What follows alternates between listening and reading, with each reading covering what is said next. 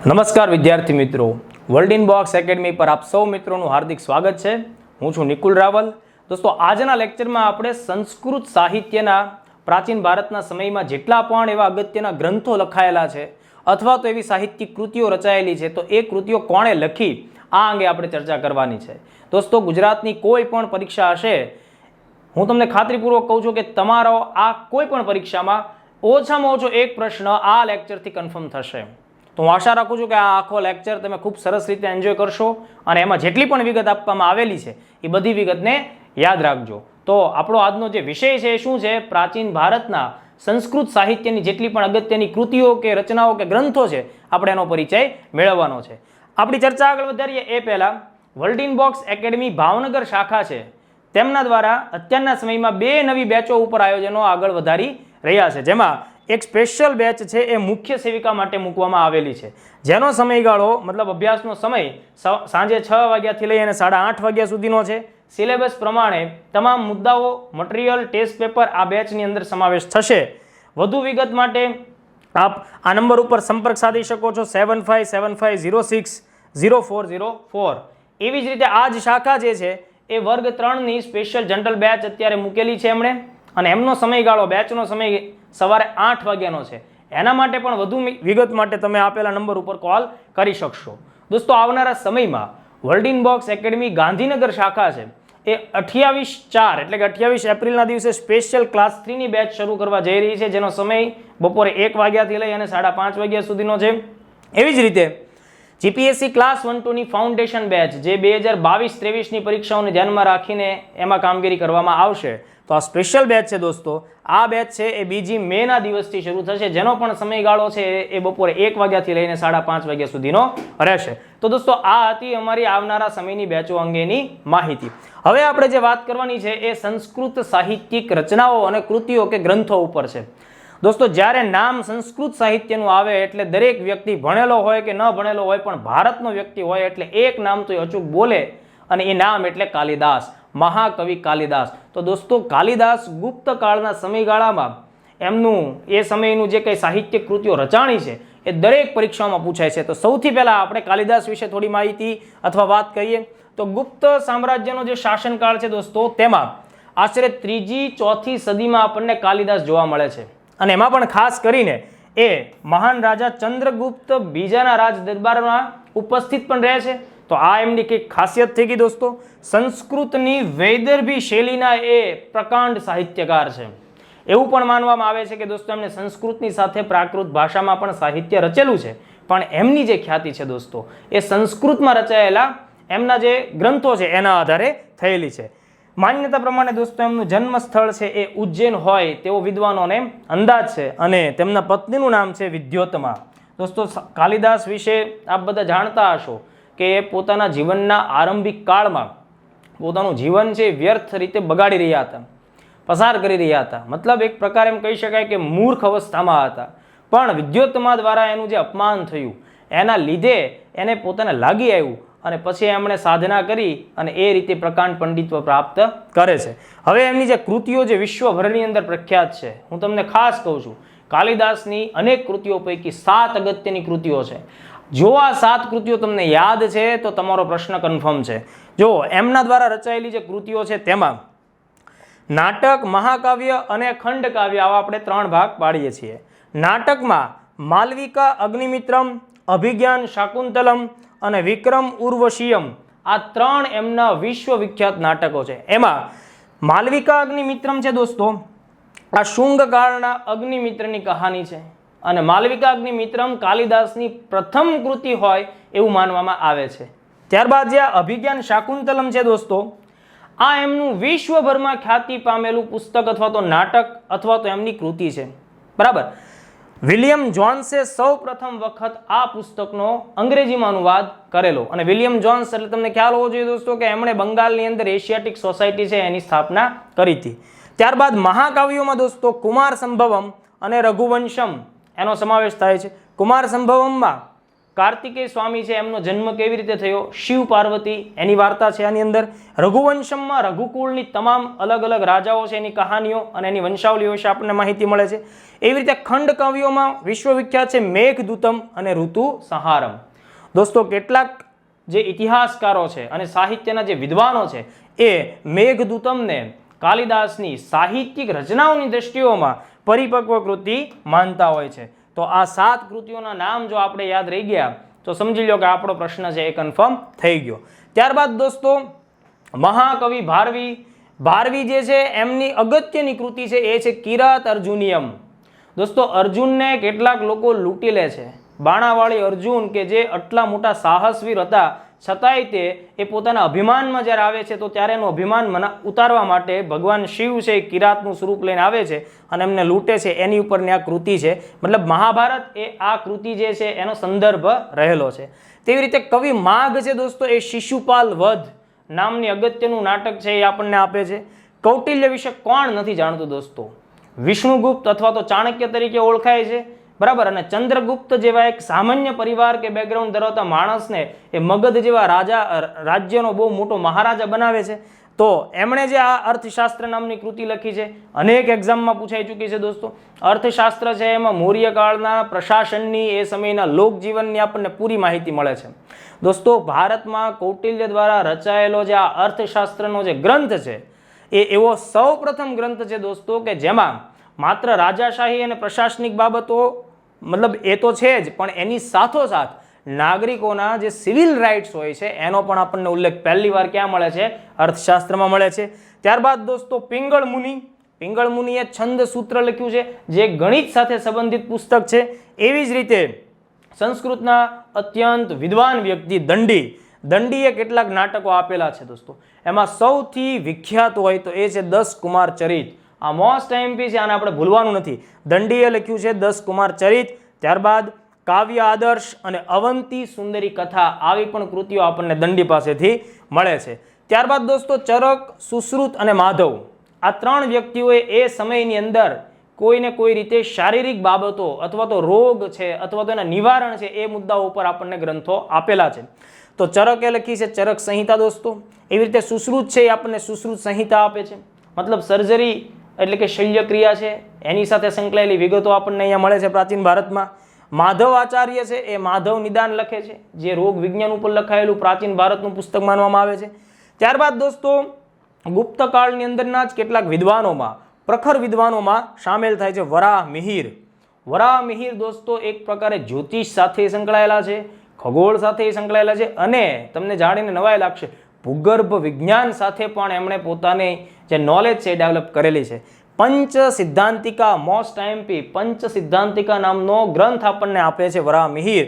બીજો એક અગત્યનો ગ્રંથ છે બૃહદ કથા. પણ બૃહદ કથા નામથી તો ઘણી બધી જે વિસ્તૃત કથા હોય એને ટૂંકમાં બૃહદ કથા કહેવામાં આવતી. તો બૃહદ કથામાં આપણને ઘણા લોકોના નામ મળે છે, પણ જે મોસ્ટ એમપી છે વરાહમિહિરનું એ છે પંચ સિદ્ધાંતિકા, જેમાં 5 અલગ અલગ સિદ્ધાંતો ઉપર ચર્ચા કરવામાં આવેલી છે.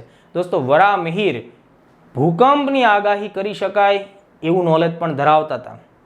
વાદળોના આકારના આધારે આવનારા સમયની અંદરની જે મુશ્કેલીઓ છે એનો પણ અંદાજ છે વરાહમિહિર લગાડતા.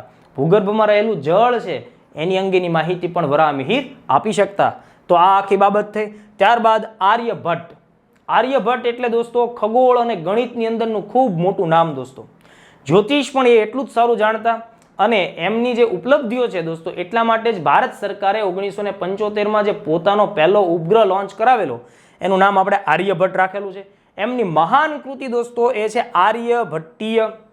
આર્યભટ્ટીય 4 અલગ અલગ ખંડમાં રચાયેલી કૃતિ છે, જેમાંથી 2 ખંડ છે એ ખગોળ વિજ્ઞાન સાથે સંકળાયેલા છે અને બાકીના જે 2 ખંડ છે એ ગણિત શાસ્ત્ર સાથે સંકળાયેલા છે. તો આ વસ્તુ આપણે ખાસ યાદ રાખવાની છે. વરાહમિહિર, આર્યભટ્ટ આ બધી જ રચનાઓ છે એ ગુપ્તકાળ સમયમાં થયેલી રચનાઓ છે. લબ્ધાચાર્ય છે એ આપણને વેદાંગ જ્યોતિષ નામનો એક અગત્યનો ગ્રંથ આપે છે. તો આ પરથી આપણે કહી શકીએ કે પ્રાચીન ભારત છે દોસ્તો એ આપણું ખજાનાઓથી ભરેલું છે દોસ્તો. ઓકે. ત્યારબાદ બ્રહ્મગુપ્ત કે જેને આપણે ભારતના ન્યૂટન આવી પણ સંજ્ઞા દઈએ છીએ દોસ્તો. તો જેણે ગ્રેવિટેશનલ ફોર્સ ગુરુત્વાકર્ષણ બળ એના જે બધા સિદ્ધાંતોને અનુભવ્યા અને એને શબ્દોનું સ્વરૂપ આપ્યું દોસ્તો, તો એ છે બ્રહ્મગુપ્ત. બ્રહ્મગુપ્તનો જે પ્રખ્યાત વિશ્વવિખ્યાત ગ્રંથ છે દોસ્તો, એ છે બ્રહ્મસ્ફુટ સિદ્ધાંત. અને આવો બીજો જ અગત્યનો ગ્રંથ છે, એ છે ખંડન ખાદ્ય. તો અહીંયા તમારે ધ્યાનમાં રાખવાનું છે, ભારતીય ન્યૂટન તરીકે બ્રહ્મગુપ્તને આપણે યાદ રાખીશું. ત્યારબાદ ધન્વંતરી, આયુર્વેદાચાર્ય, એ પણ ગુપ્ત કાળમાં જ આપણને જોવા મળે છે દોસ્તો. ધન્વંતરીએ જે આયુર્વેદને ધ્યાનમાં રાખીને જે ગ્રંથ આપ્યો છે એનું નામ છે નિઘંટુ ગ્રંથ. તો આ પણ પરીક્ષા માટે ખૂબ ધ્યાનમાં રાખવાનું છે. અમરસિંહ ગુપ્તકાળની અંદર અમરકોશની રચના કરે છે. આ અમરકોશ છે શું? તો એક પ્રકારે એ સમયની અંદરનો ખૂબ જ ખ્યાતિ પ્રાપ્ત કોશ એટલે કે ડિક્શનરી છે દોસ્તો.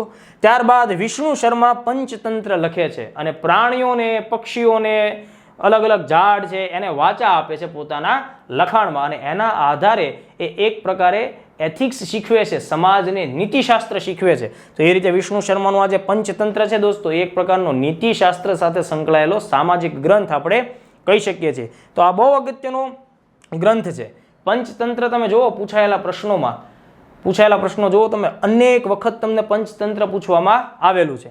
ત્યારબાદ કલ્હણ અને બિલ્હણ બંને કાશ્મીર પ્રાંતના વિદ્વાનો છે દોસ્તો. કલ્હણ છે એમની વિશ્વવિખ્યાત કૃતિ છે રાજતરંગિણી, જેની અંદર કાશ્મીરનો ઇતિહાસ છે. કાશ્મીરનો ઇતિહાસ તો છે દોસ્તો, પણ સાથોસાથ ભારતના એવા તમામ રાજાઓ કે જે શૈવ ધર્મી અથવા તો શિવ ધર્મના પ્રચારક રહ્યા છે, એ બધાની હિસ્ટ્રી આપણે રાજતરંગિણીમાં મળે છે. આધુનિક સમયમાં ભારતના સૌપ્રથમ ઇતિહાસકાર, જો બરાબર સમજો, ભારતના સૌપ્રથમ ઇતિહાસકાર તરીકે આપણે કલ્હણને યાદ રાખીએ છીએ. એવી જ રીતે બિલ્હણ છે. બિલ્હણની વિશ્વવિખ્યાત કૃતિઓમાં બે કૃતિઓનો સમાવેશ થાય છે. એમાંની પહેલી છે વિક્રમાંક દેવચરિત અને બીજી છે કર્ણસુંદરી. દોસ્તો આમાં જે કર્ણસુંદરી જે છે એ આપણા સોલંકી કાળ સાથે સંકળાયેલી છે. કર્ણદેવ સોલંકી અને મિનળ દેવી જે છે, શરૂઆતમાં એ બંને વચ્ચેના સંબંધોમાં ખટરાગ હતો, પણ આગળ જતાં બંનેના સંબંધો સુધરે છે. તો એ આખી બાબત છે એને નાટ્યાત્મક સ્વરૂપ આપે છે. કોણ? બિલ્હણ. તો આ બાબતને આપણે ખાસ ધ્યાનમાં રાખવાનું છે. ત્યારબાદની કૃતિઓમાં જોઈએ મોસ્ટ આઈએમપી એટલે અશ્વઘોષ દ્વારા રચિત બુદ્ધચરિત.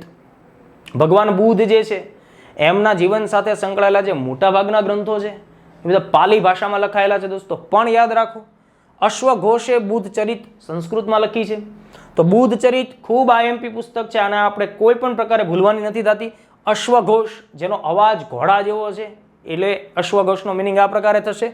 અશ્વઘોષે બીજી લખી છે સૌંદર્યાનંદ.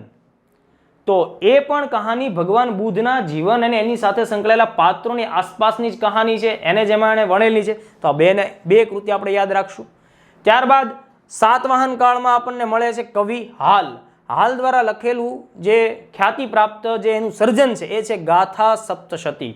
આને આપણે યાદ રાખવાનું છે. ત્યારબાદ શુદ્રક અને વિશાખદત્ત, આ બંને સંસ્કૃત નાટકકારો છે, એમની કૃતિઓ ઢગલાબંધ વખત પૂછાયેલી છે. શુદ્રકે લખી છે મૃચ્છકટિકમ અને વિશાખદત્ત છે એમણે લખી છે મુદ્રા રાક્ષસ, જેમાંથી આપણને મૌર્ય કાળનો ઇતિહાસ મળતો હોય છે. દેવી ચંદ્રગુપ્તમ જે છે એની અંદર આપણને ગુપ્તકાળ છે એની સાથે સંકળાયેલી વિગતો મળે છે. તો શુદ્રકની મૃચ્છકટિકમ, વિશાખદત્ત છે એની મુદ્રા રાક્ષસ અને દેવી ચંદ્રગુપ્તમ. રાજશેખર પાલ વંશ સાથે સંબંધિત છે દોસ્તો. રાજશેખરની કૃતિઓમાં કાવ્ય મીમાંસા અને કર્પૂર મંજરી મોસ્ટ આઈએમપી અનેક વાર પૂછાયેલું છે ક્લાસ 1 સુધીની એક્ઝામ્સમાં. બરાબર, કર્પૂર મંજરી તો તમારે સામે જોડકામાં રાજશેખરને યાદ રાખવાના છે, અને ગીત ગોવિંદ છે એ જયદેવ દ્વારા રચિત છે. તો આ અગત્યની બાબત થઈ. એવી જ રીતે બીજી કેટલીક કૃતિઓમાં જીનસેનની હરિવંશ પુરાણ એ અગત્યની આપણે ગણી શકીએ. તો આપણે પરીક્ષાના દૃષ્ટિકોણથી આપણે આ પુસ્તકને યાદ રાખવું પડે. ઓકે, ભવભૂતિ જે છે એ માલતી માધવ લખે છે અને મહાવીર ચરિત લખે છે. અશ્વઘોષ બુદ્ધ ચરિત લખે છે, ભવભૂતિ મહાવીર ચરિત લખે છે. એટલે આ બંનેને આપણે એ રીતે યાદ રાખશું. બાણભટ્ટ કે જે સમ્રાટ હર્ષવર્ધનના રાજકવિ ગણી શકાય. બરાબર, બાણભટ્ટ આપણને કાદંબરી અને હર્ષચરિત આપે છે. તો આ ખાસ ધ્યાનમાં રાખશું. બાણભટ્ટની આ બે કૃતિઓ. મયુરભટ્ટ અને કવિ ભટ્ટી, આ પણ આપણને હર્ષવર્ધનના સમયકાળના જ માણસો મળે છે. મયુરભટ્ટ છે એ મયુર શતક લખે છે અને કવિ ભટ્ટી છે એ રાવણ વધ લખે છે. તો આટલી બાબત થઈ. હવે જુઓ, સમ્રાટ હર્ષવર્ધન છે એમણે પણ કૃતિઓ રચી છે એવું માનવામાં આવે છે. અને એમાંની આપણને 3 કૃતિઓ મળે છે દોસ્તો. હર્ષવર્ધનની કૃતિઓમાં પ્રિયદર્શિકા, નાગાનંદ અને રત્નાવલી.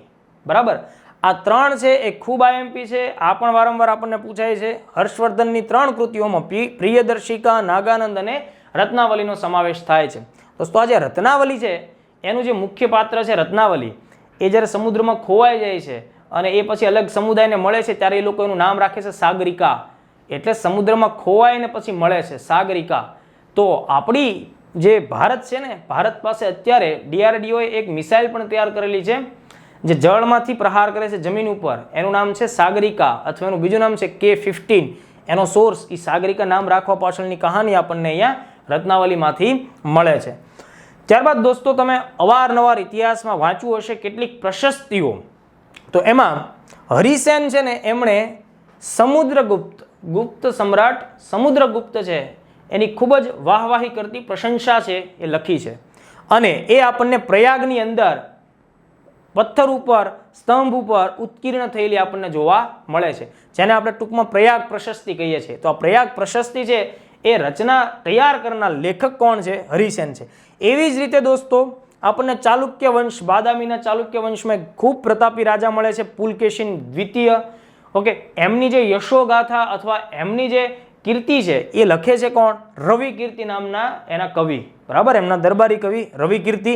આ રવિ કીર્તિ જે છે એ પુલકેશિન સેકન્ડ વિશે જે કાંઈ પણ ગુણગાન લખે છે, બરાબર, એ આપણને એહોલની અંદર પ્રશસ્તિ સ્વરૂપે કોતરાયેલા જોવા મળે છે. આ એહોલ ક્યાં આવ્યું છે? તો એ આવ્યું છે કર્ણાટકમાં. તો આ લેક્ચરની અંદર આપણે અંદાજે 32 જેટલા અલગ અલગ સાહિત્યકારો દ્વારા રચાયેલી કુલ ગણો તો 40-45 જેટલી કૃતિઓ છે એની માહિતી મેળવી. દોસ્તો આ લેક્ચર ખૂબ જ અગત્યનો છે.